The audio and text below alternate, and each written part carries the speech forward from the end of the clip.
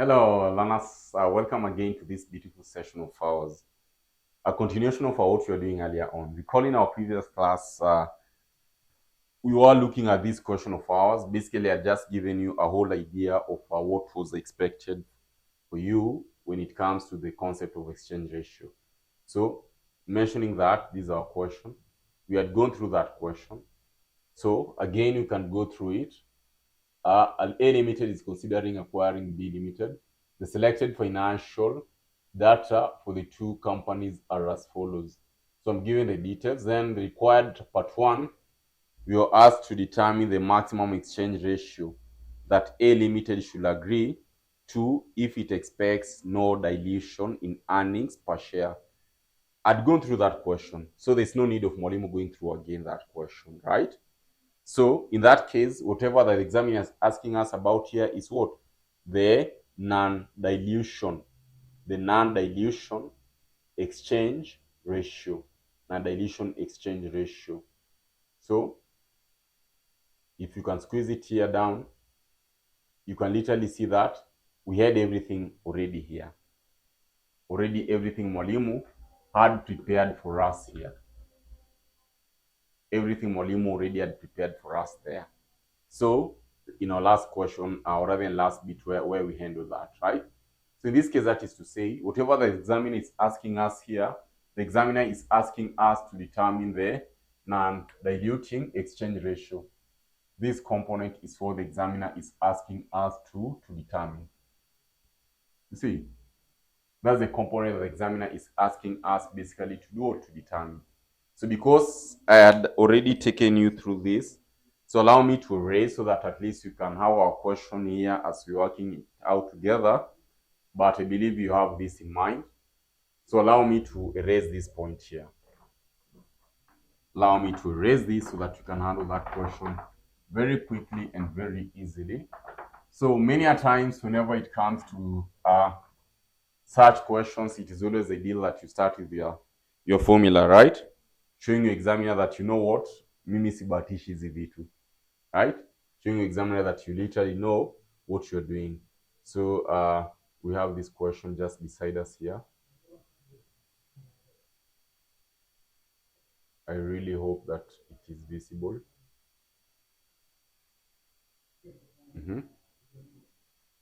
So looking at that bit, I am asked to determine the non-diluting exchange ratio. Non-diluting exchange ratio, that is what the examiner wants us to determine. So I'll have here the non-diluting exchange ratio.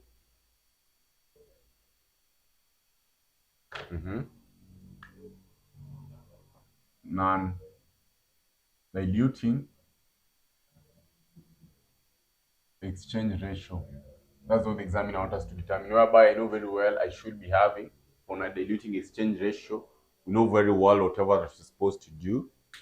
I should be talking of non-diluting offer price of the predator over the market price per share of the predator, right? So that is what you should be having. So just a moment here. Just a moment here.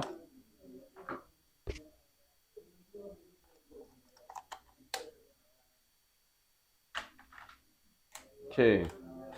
So these are what you should be having. Non-diluting exchange ratio. We said you should be looking for non-diluting offer price of the predator. Non-diluting offer price of the predator. We divide here by our market price per share of the predator. Very important, right? That you should be having that in mind. So on that note, remember very well that therefore you can proceed to non-diluting exchange ratio till you determine what? Your non-diluting offer price of the predator. So how do you determine your non-diluting offer price of the predator. How will you determine that? Non-diluting offer price of the predator. Remember, in this case, Mwalimu had already given us non-diluting offer price of the predator, whereby you should be talking of your price earnings ratio of the predator before acquisition and our earnings price EPS of the target before acquisition, right? So that is what we should be having. So I'm having here basically price earnings ratio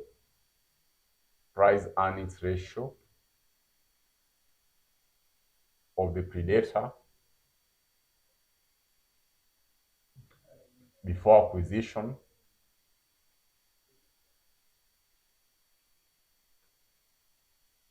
and in that case you consider our EPS of the target before acquisition. EPS of the target before acquisition.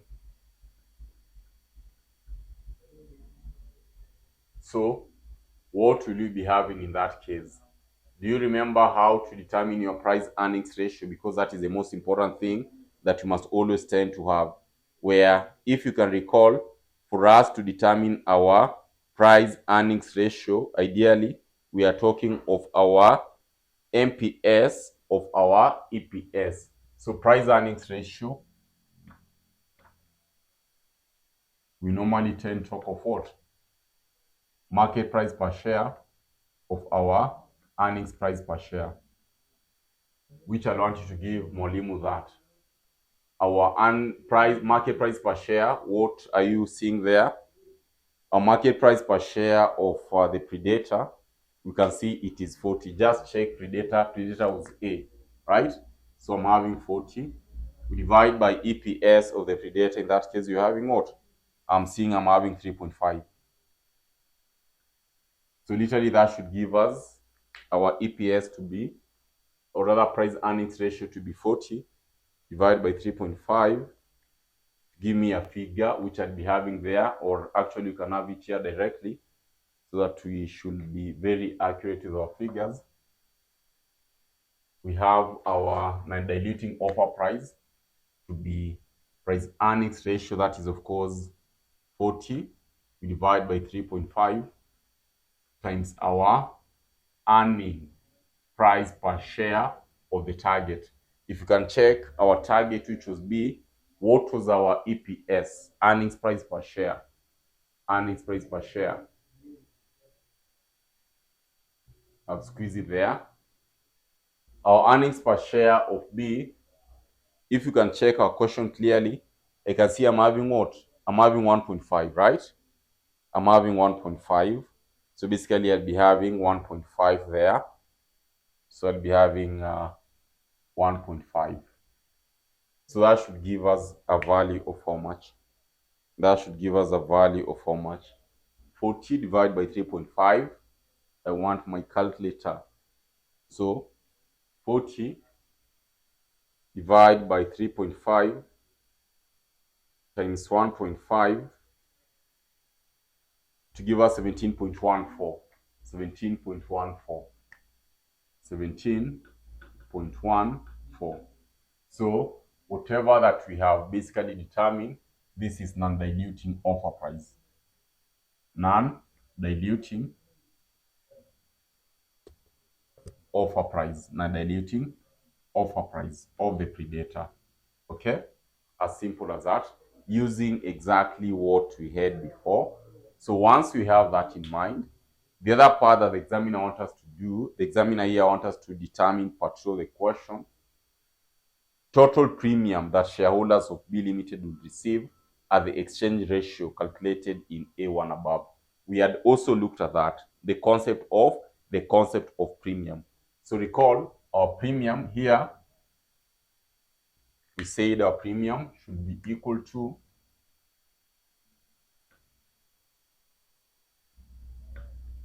that is our premium, right? We said we should always be having our offer price minus market price of the target. So talk about our offer price here minus market price of market price per share of the target minus market price per share of the target, market price per share of the target,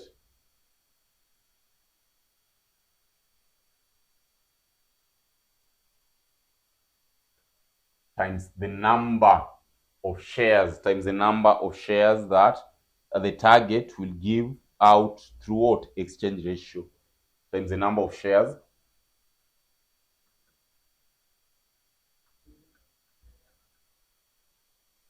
the target will give through exchange ratio, that the number of target will give basically what? Will give out using exchange ratio, will give out using exchange ratio.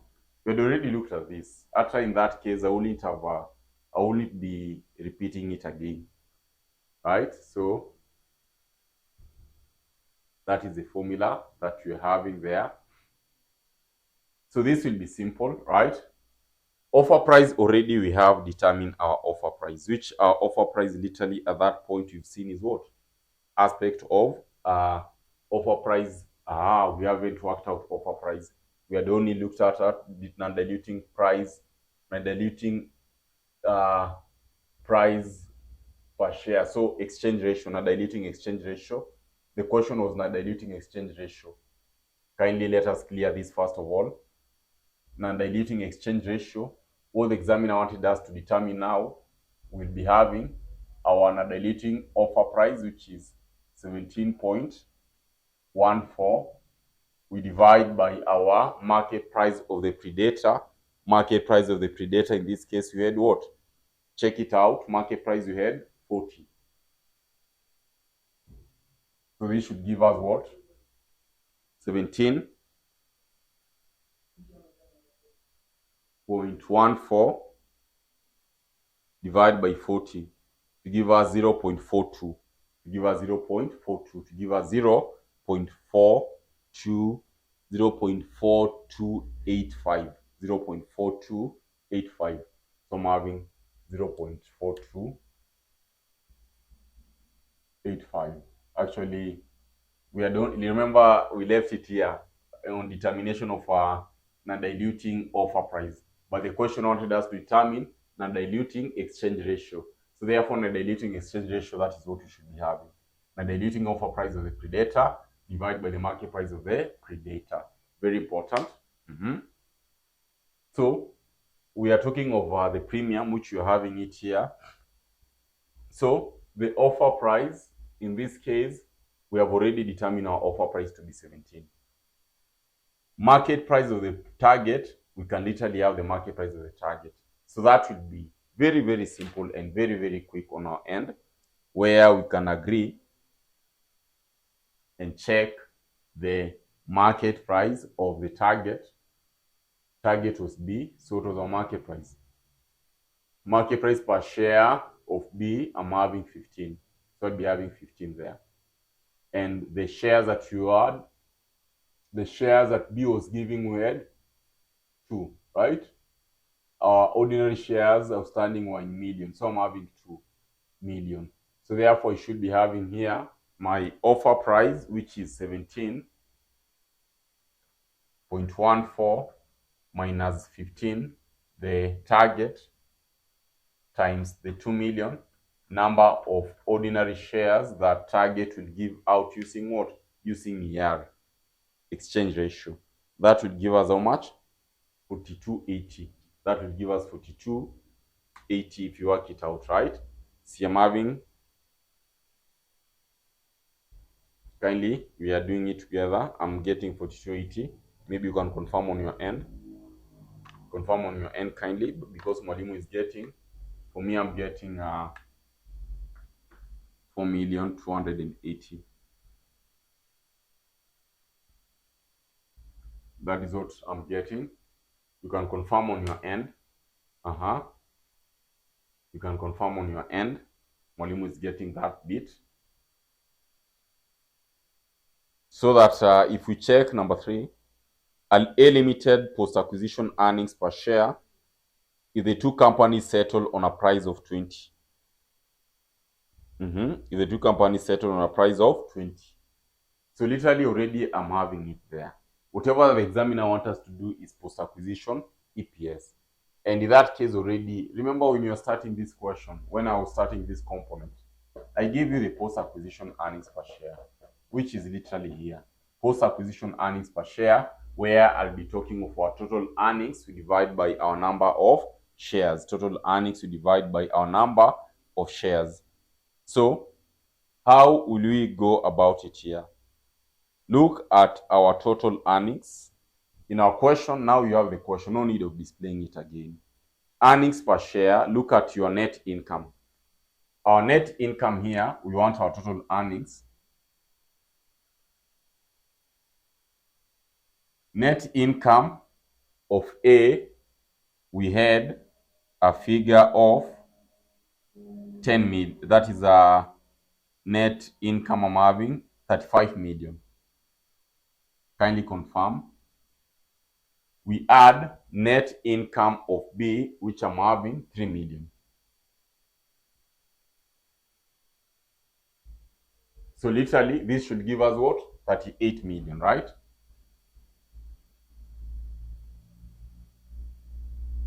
This will give us 38 million total earnings.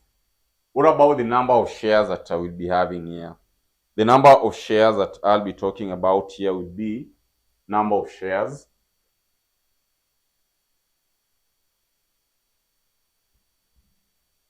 whatever that I'm having for the predator, which is A we had 10 million.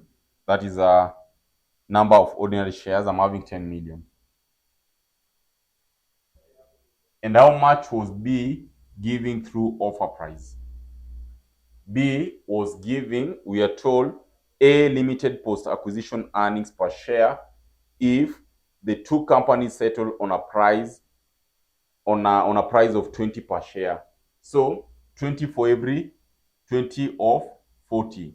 Because remember, if you can check there, my market price per share, we had 40 for the predator. But here comes, we are willing to give 20. So 20 of 40, right, times what? Our number of ordinary shares in the target, which was 2 million.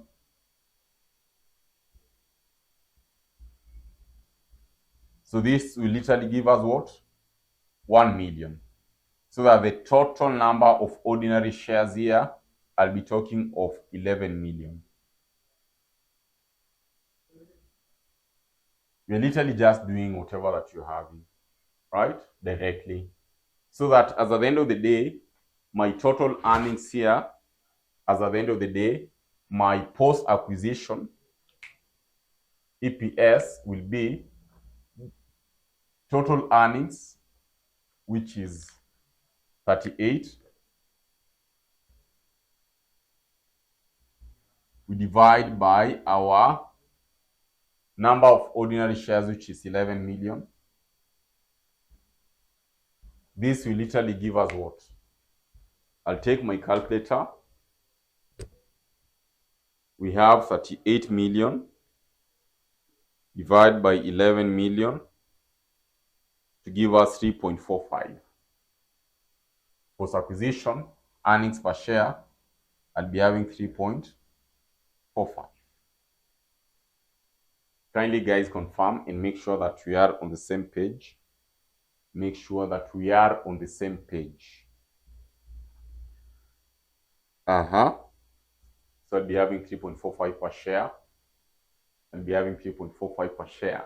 These things are very simple. So long as I'm always very confident, so long as you guys have just mastered the whole concept, you'll find that working out such concepts will always be very, very easy. That is 3.5.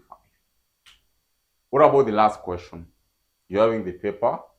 The last question here, our good examiner has told us. A limited post-acquisition earnings per share if every 50 ordinary share of B limited were exchanged for 1.8% debentures of a par value of 1,000 shillings each. That will be simple. And how will you work it out? These are what I should always tend to have.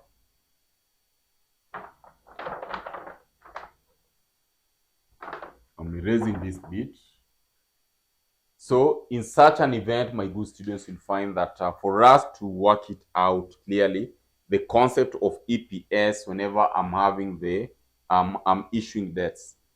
Anytime you're issuing our debts, for us to determine our EPS, things will always be very easy.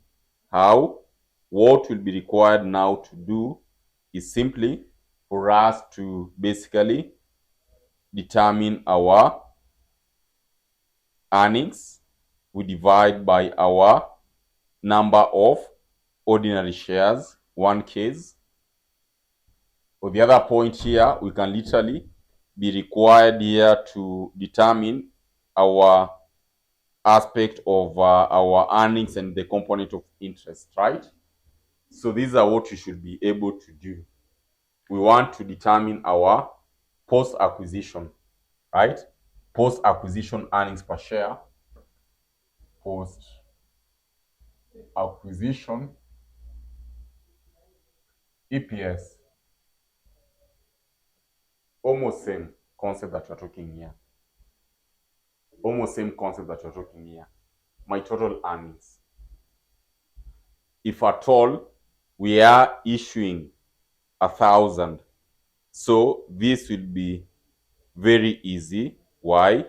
Because whatever that I'll be having, I need to determine basically this concept that we are agreeing that I'm giving 50 ordinary shares.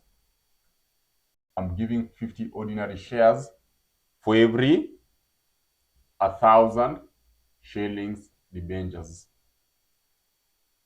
How many shares did we have? We had 2 million ordinary shares.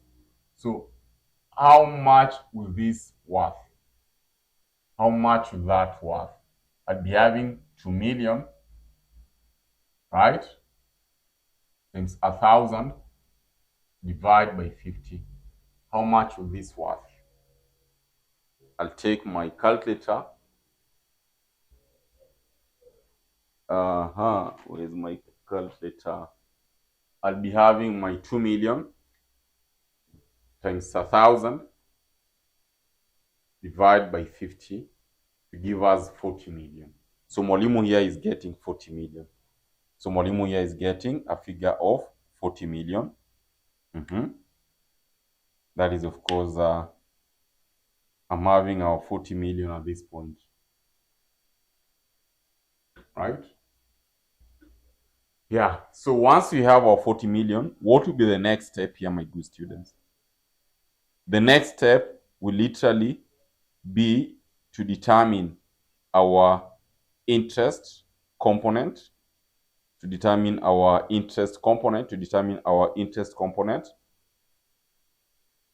which we are given a figure of interest payable, therefore will be interest payable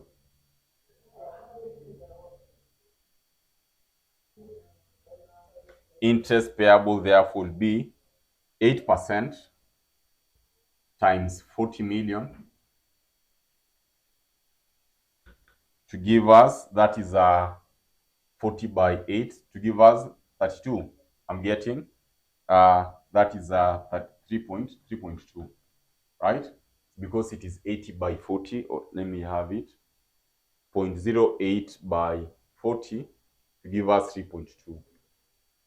This interest will have to consider our depreciation, or rather the interest tax shield.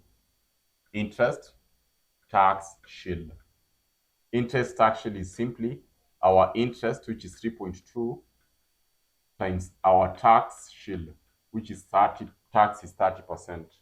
So my tax shield here, I should be having what? 3.2 times 0.3 give us 960, which has to be deducted here, 960. So having 960, what will we be having? I'll be having 3.2 minus 960 to give us 2240 here.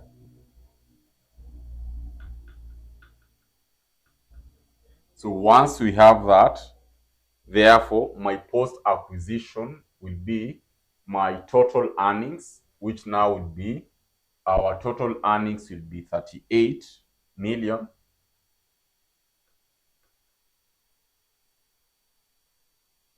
plus whatever that I'm having, whatever that basically we less whatever that we incurred, the interest component, minus 2240 here.